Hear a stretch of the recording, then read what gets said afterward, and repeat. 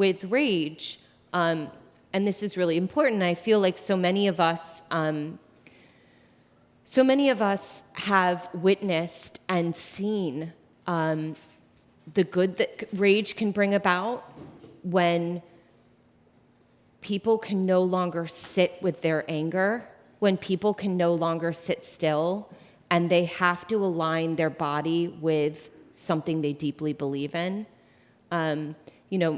My mom, who, as she was indoctrinating me into being a feminist, we marched. We did a lot of marching. And an aspect of the past several years that's been so empowering to her and so, exciting or hopeful is the amount of marching, that the amount of protests. Like, we sort of left it to France for a really long time, and that we were enraged enough that we were willing to put our lives on the line. We were willing to show up physically and show our support for a cause, is really phenomenal. So the rage is always a conversation I like to have to distinguish between, right? Because for so many of us, we have to be good. Capital G meant always being nice, always being quiet, always being, buttoned up, and not having a meltdown, not having those moments of expressing ourselves. And for me, in terms of healing trauma, that rage was so critical.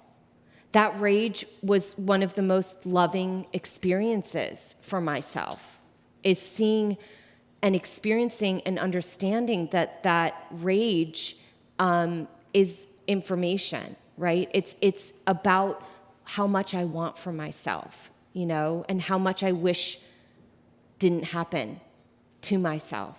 The rage was information. The rage was galvanizing.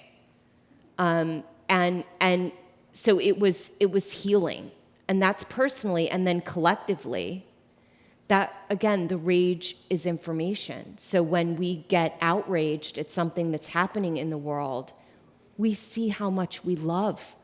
We see how connected we are. We see how much we want for that person what we would want for ourselves. We are loving one another. So that rage is information. And for me, that is critical for us to claim and be able to experience. We just don't have a right to rage on others. That's the difference. We don't ever want to silence our rage and stifle it. We want to experience it. We want it to connect us. So using rage as this proof, this experience of, look how much I love this perfect stranger. Look at how much I love that. I am connected. The anger is this visceral sensation of the truth that we are all connected. And so there's such a sacred aspect of rage. It's just that we then don't ever have that right to rage on somebody else. It's that we use that as the information of how we want to move in the world, but when we move, like Green Tara, we step out from the lotus, we step out from the heart, and we step out with that intention of creating more love, of being the presence of love where love is most needed.